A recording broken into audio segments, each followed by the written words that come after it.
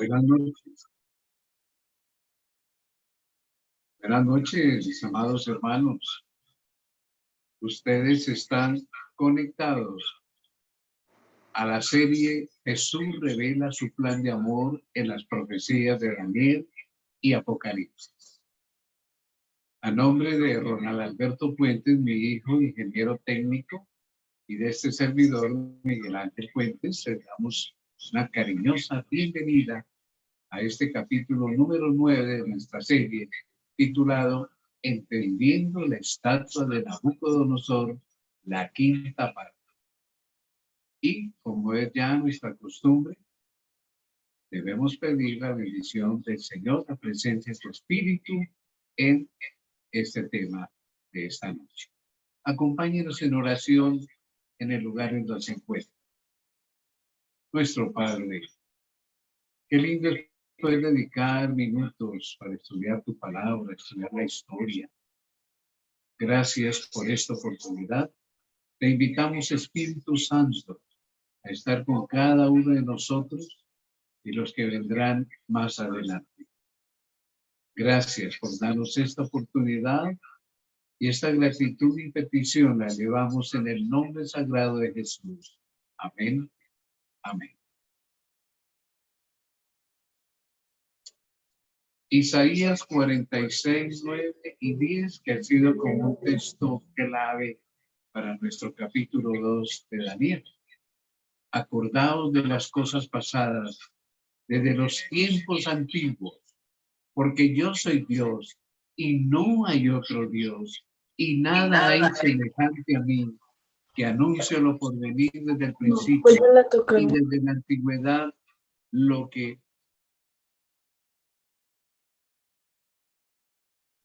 lo por venir desde el principio y desde la antigüedad, lo que aún no era hecho, que digo, mi consejo permanecerá y haré todo lo que quiero. Me dice que está haciendo eco mi voz, pero realmente no sé qué hacer para eliminar ese eco. Si mi técnico me dice, me haga una instrucción, lo quitaré.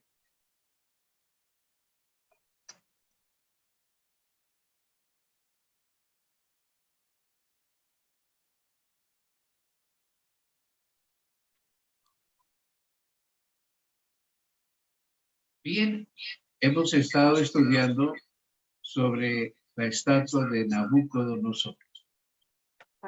Y hemos visto nosotros ese cumplimiento parte por parte de ese sueño que tuvo el rey Nabucodonosor con su estatua del capítulo 2 de Daniel.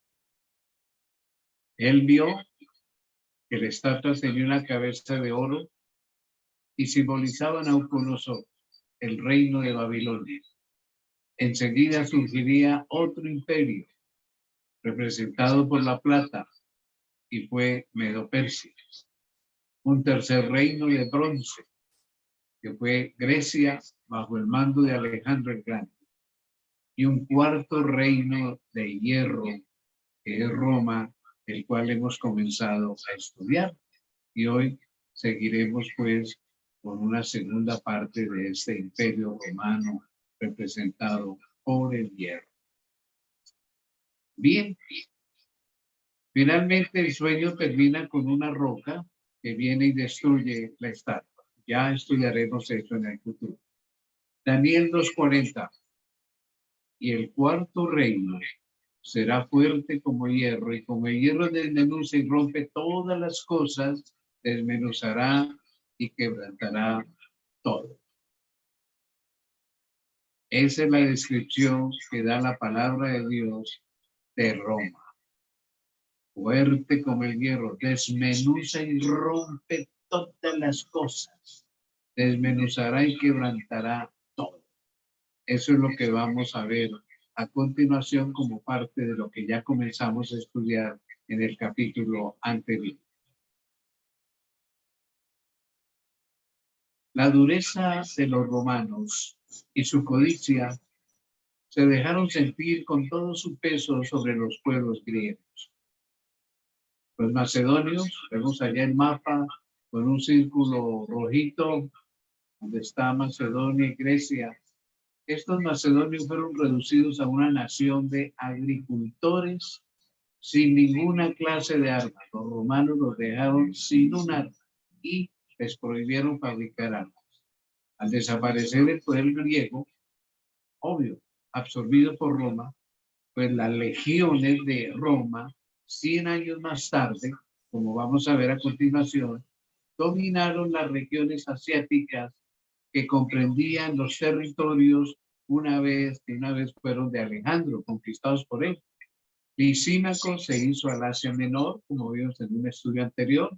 Enseguida vemos que toda la parte del Asia la tomó Seleuco y sus descendientes, y Seleuco, Ptolomeo se tomó parte de Palestina y Egipto, el norte del África. Entonces, este Egipto fue el último jirón de la monarquía de Alejandro, que fue también convertido en una provincia romana a partir del año 30 antes de Cristo, con la toma definitiva de Cartago, de lo cual hablaremos alguna cosa hoy. Todas estas conquistas, veamos que ponen de manifiesto el exacto cumplimiento de la profecía del profeta Daniel en casi toda la extensión de lo que una vez fue el glorioso pero fugaz imperio simbolizado por el bronce, que realmente el imperio de Alejandro, pues en su tiempo, solo 10 años. Después con sus descendientes, con sus generales, pero fue ya un imperio dividido. Entonces, enseguida, ya vimos cómo fue reemplazado por el dominio de otro pueblo tenaz en sus propósitos y lleno de cohesión en sus conquistas. Y en la área de asegurar sus dilatados límites, pues el imperio de hierro anunciado por la voz infalible de las páginas bíblicas se apoderó de todo el mundo antiguo conocido. Enseguida vemos que cuando Octavio, el conquistador de Egipto, clausuró en el mes de agosto, en el año 29 antes de Cristo, el templo de Jano en Roma, indicando con esto que se establecía una era de paz. Ya hacía más de 20 años que César había terminado de someter las Galias. Tengo un mapa ahí de lo que es Europa. Se ve abajo la península ibérica con España, el norte del África, la península itálica, lo que es Francia hoy, lo que es parte de Alemania, Bélgica. Bueno, este César se fue a conquistar las Galias. ¿Por qué se llamaron las Galias? Porque fueron ocupadas en su mayor parte por los galos. Esa tribu dominaba toda esa parte, y los anglosajones allá arribita, a mano izquierda, ustedes pueden ver la isla de Britania, la Gran Bretaña, hoy Inglaterra. Hasta allá llegaron los romanos. ¿Cómo les parece? Entonces, esto quiere decir que el poder romano estaba llegando a una grandeza estupenda y realmente incomparable en el mundo antiguo. Enseguida vamos a ver cómo el historiador francés Claude-Joseph Triox, en su obra Historia Romana, escribió lo siguiente. Estas son sus palabras textuales que pues casan muy bien con la profecía. Dice él: cumplía una misión especial, hablando de Roma, la de preparar el mundo entero para recibir al Mesías. Y esta preparación había consistido en unir todas las naciones en torno a los mismos emblemas, a dar muchas gentes el vínculo de un idioma oficial común, en instaurar una legislación que sustituyera todas las legislaciones y en amalgamar en un mismo imperio a todos los pueblos. Para lograr esa fusión de tantos elementos heterogéneos en una sola unidad, hubiera parecido que la providencia misma habría dado a sus cónsules y generales, a sus estadistas y tribunos, el genio de la guerra. Y claro, esto lo escribe un historiador religioso porque fue católico. pero concuerdan muy bien sus palabras con la profecía bíblica. La historia, en su vasto desarrollo, mis hermanos, corre paralelamente con la breve y al mismo tiempo abarcante profecía bíblica. Miremos que Dios, por medio del profeta Daniel, en el siglo VI, antes de Cristo, había sentenciado, y el reino cuarto será fuerte como hierro. Y es que no podía haber una mejor descripción, Daniel 2:40. Además, hay otra característica de este reino, descrito anticipadamente en la palabra de Dios. Y como el hierro desmenuza y doma todas las cosas, y como el hierro que quebranta todas estas cosas, desmenuzará y quebrantará. Daniel 2:40, la última parte. Noten esas palabras, desmenuza, quebranta. Tremendo, ¿no? Enseguida podemos recorrer todas las páginas de las diferentes historias de acciones bélicas de las naciones y encontraremos que las atrocidades de los persas se quedaron minimizadas frente a la crueldad y los horrores ejecutados por los romanos. Es por eso que circulaba el dicho en latín, y lo ven ahí usted en pantalla, ay victis, ay de los vencidos, ay victis, ay de los vencidos. Sirvan de ejemplo y trataré de hacerlo en un orden cronológico los siguientes episodios. No todos, porque sería muy largo esta noche. Por supuesto, no todos, pero ver esas destrucciones, asolamientos, saqueos, masacres y torturas que efectuaron los romanos. En primer lugar, el puerto de Siracusa. Estaba ubicado en la costa oriental de la isla de Sicilia. Veámoslo en pantalla. De origen griego era esta ciudad de Siracusa y célebre por sus adelantos científicos y por sus riquezas en ese tiempo.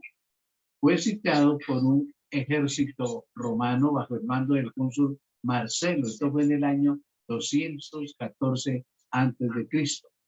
Noten ahí, la parte de arriba es la parte de la bota itálica, la península itálica. Y Sicilia está prácticamente pegada ahí a Italia. Y Siracusa está en la partecita de abajo, la parte oriental sur de Sicilia. Entonces, en esta campaña, después de hacer frente a una sangrienta campaña en toda la isla, durante la cual fue devastada y verdaderas masas de población fueron acuchilladas, dice la historia, acuchilladas por los legionarios de Roma en la primavera del año 212. Los siracusanos resolvieron, los pocos se quedaron, pactar con Marcelo, con el cónsul Marcelo. Este les prometió no solo su independencia, sino también el respeto de sus vidas y de sus propiedades.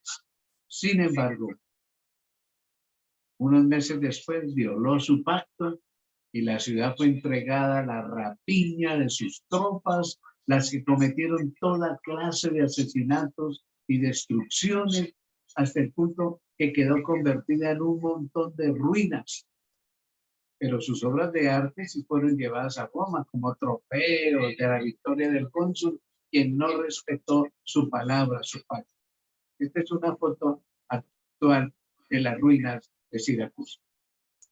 Enseguida vemos que en el año 211 antes de Cristo, los procónsules llamados Fulvio y Apio Claudio tomaron la ciudad de Capua, o Capua, después de haberla sitiado mediante la construcción de murallas, de fortalezas y torres colosales, como dijimos en el tema anterior, el dicho, verdaderas obras de romanos, increíbles. Esto como castigo a la ayuda que Capua había prestado a los cartagineses. Es una ciudad que queda al frente, al norte del África, y que llegó a ser tan grande y poderosa que estaba peleando el dominio con el Imperio Romano. Entonces los de Capua patrocinaron a estos cartagineses. Y lógicamente los romanos realizaron una matanza horrorosa, pues quisieron de esta manera escarmentar en los desventurados capuanos a todos los pueblos del sur de la península italiana que se mostraban adictos, simpatizantes a los enemigos de Roma. Muchos de los sobrevivientes, dice la historia, fueron vendidos como esclavos junto con sus familiares. Qué triste, ¿no? Enseguida, entonces, pasemos al año 146 a.C. Se llevó a cabo el asolamiento de la ciudad griega de Corinto. Luego de asesinar a una gran cantidad de vencidos, calificados de autores y cómplices de guerra, de una manera cruel, la ciudad fue metódicamente saqueada e incendiada, y el cónsul llamado Mumio, su asolador, se jactó de ese hecho al poner en su inscripción consular allá en Roma estas palabras: deleta Corinto, Corinto destruida. Qué jactancia. Avanzando un poquito, en el mismo año 146 a.C., en la primavera, la ciudad de Cartago fue tomada por los legionarios de Escipión, después de cerca de 3 años de asedio. ¿Se imaginan ustedes? 3 años de asedio de esa ciudad de Cartago. Cuando el hambre había dejado de sentir sus horrores entre los cartagineses después de combatir encarnizadamente de casa en casa, pues las ruinas humeantes fueron entregadas al pillaje, al saqueo. Claro, después que habían sacado el oro, la plata y los donativos depositados en los templos para el tesoro público de romano. Enseguida vemos que el Senado romano ordenó que se arrasaran hasta los últimos vestigios de los escombros de la ciudad y puerto que habían sido su rival, el rival de Roma, mediante terribles imprecaciones, maldiciones, determinar una soledad perpetua del sitio en donde se había levantado la ciudad de Cartago, que llegó a ser un imperio en todo el norte del África y se había pasado a la península de España. Y con Aníbal, esto tenemos tiempo de hablar de todas cosas, con Aníbal y sus elefantes pasaron los Pirineos, los Alpes e invadieron el norte de Italia, incluso Roma. Y claro, los romanos estaban ardidos por todo esto, se desquitaron destruyendo a Cartago. Estas son las ruinas de la ciudad de Numancia, que es otro ejemplo. Esto fue en el año 133 a.C. Fue tomada por el mismo Escipión, el asolador de Cartago. Y Numancia fue circunvalada con pozos, vallados, fortalezas, torres, y de esta manera sus habitantes padecieron los horrores del hambre. Igual que Cartago, murieron por falta de alimentos, y los que sobrevivieron, dice la historia, que cayeron a filo de espada sin que quedaran sobrevivientes. Hoy, estas ruinas numantinas expresan la profecía bíblica del poder desmenuzador de Roma, que no solo vencía, sino que pulverizaba a sus rivales y a sus ciudades rivales. Además, veamos que hay que recordar la famosa sublevación efectuada por los esclavos en Italia y Sicilia entre los años 103 al año 99 a.C. Fue una rebelión de esclavos. Hay otra que la vamos a ver, que es la de los gladiadores. Estos infortunados recurrieron a una rebelión desesperada para librarse del hierro opresor, porque es que la esclavitud en Roma era muy, pero muy triste. Vencidos por las disciplinadas legiones, pues lógico, fueron exterminados sin piedad. Según Ateneo, historiador de ese tiempo, dice que perecieron 1 millón de esclavos, pero algunos historiadores consideran que es exagerada esa cantidad, pero sí concuerdan que fueron más o menos unos 200.000 esclavos a quienes mataron sin piedad. Los que no quedaron muertos en el campo de batalla sirvieron de sangriento espectáculo a los ojos ávidos de los crueles ciudadanos de la llamada ciudad eterna Roma, que los vieron morir en el circo, ya muertos por los gladiadores o devorados por las fieras. Roma. Enseguida vemos cómo habían transcurrido 26 años de esa sublevación de esclavos, sublevados allá en Italia y Sicilia, cuando un gladiador de fama llamado Espartaco, que hasta de él se han hecho películas, fue elegido como jefe de un grupo de unos 200 de sus compañeros gladiadores, quienes llegaron a la decisión extrema de sublevarse, porque es que eran muy dominados y siempre les esperaba ver a la muerte. Solo los más fuertes y valientes sobrevivían. Después de varios triunfos, porque eran gladiadores, Espartaco fue aumentando sus fuerzas, sus armas y materiales hasta el punto de reunir 100.000 hombres. 100.000 hombres. Muchas legiones tuvieron que combatir contra los sublevados y solo pudieron vencerlos después de 2 años de lucha, de guerra. 2 años.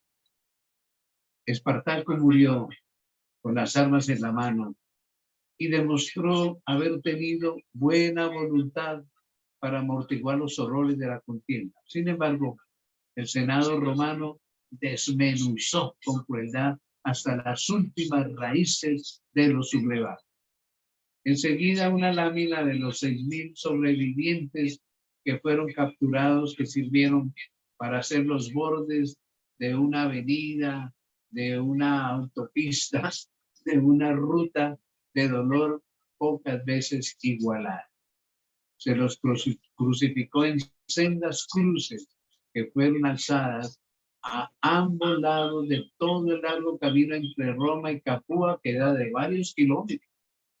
Por esa vía, orillada con la desesperación de los crucificados, desfilaron los vencedores coronados de mirtos y guirnaldas. El hierro romano, mis hermanos, destruía con crueldad a quienes osaban sublevarse para sacudir su yugo pesado. Qué tremendo, ¿no? Después de esto, hubo 8 campañas de los romanos en las Galias. Esto fue entre el año 58 a 51, vamos de para atrás hasta llegar al año 1. Y son bien conocidas por los amplios relatos que tenemos de ellas debido a la pluma de César, el mismo César que dirigió esas legiones. Y procedió de acuerdo a las tradiciones militares de Roma.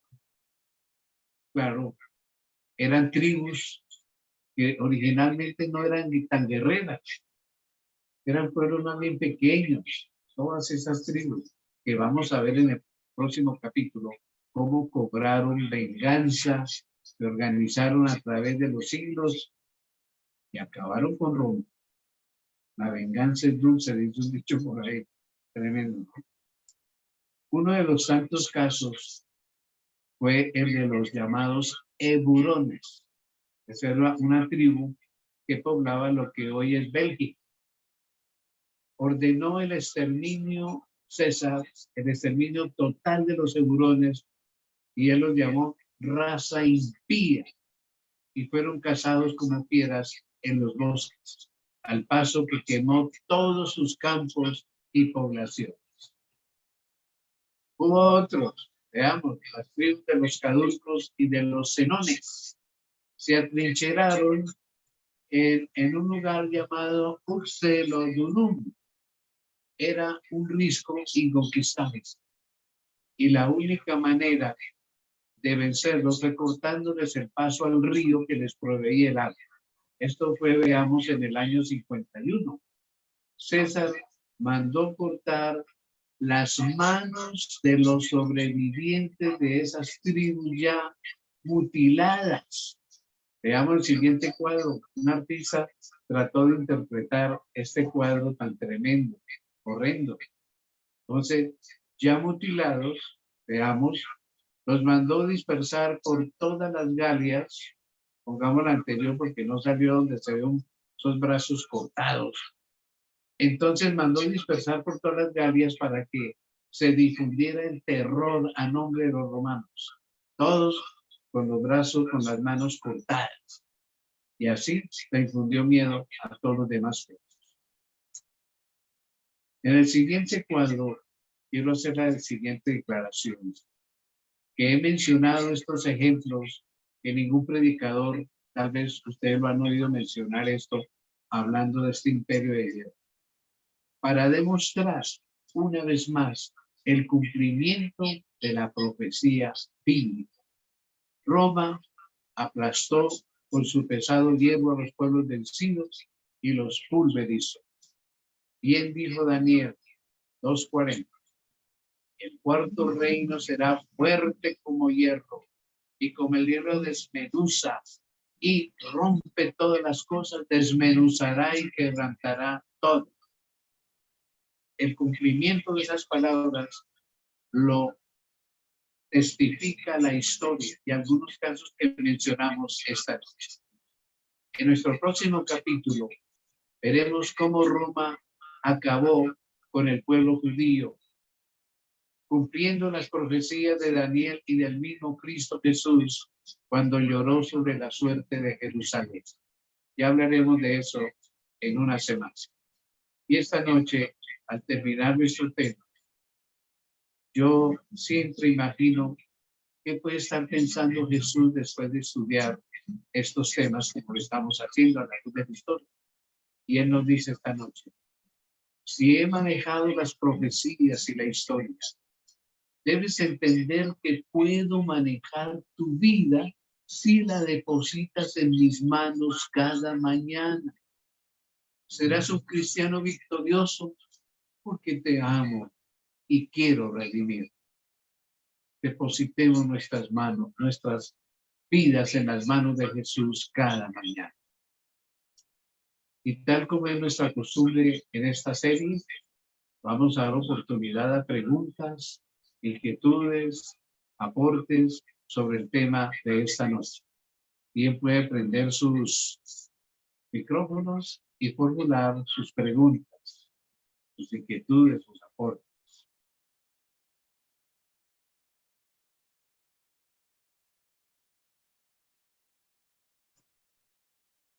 Los escucho. Aquí en el chat, Marisol nos ha puesto amén y amén. Gracias.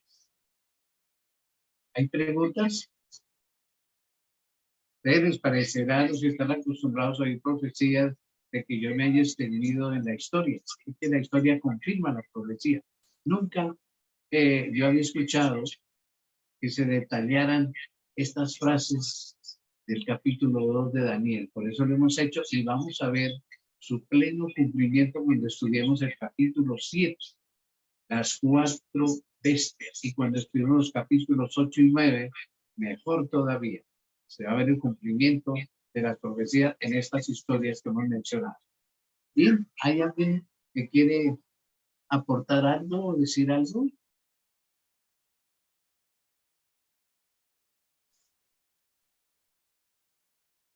Bueno, estamos calladitos. Quiere decir que entendimos todo. Entonces, vamos a dar gracias a nuestro Dios. Padre, tremenda historia. Tú no podías ejemplificar mejor en la profecía con esto de las piedras de hierro. Qué tremendo fue ese imperio de Roma y pensar que Jesús y el pueblo judío vivieron bajo ese dominio. Gracias por las profecías y gracias por querer manejar nuestras vidas como manejas a este mismo. Gracias en el nombre de Jesús. Amén. Amén. Nuestro próximo capítulo, que será el capítulo 10, seguiremos entendiendo la estatua de Nabucodonosor en su sexta parte. y va a ser muy interesante, ya lo verán.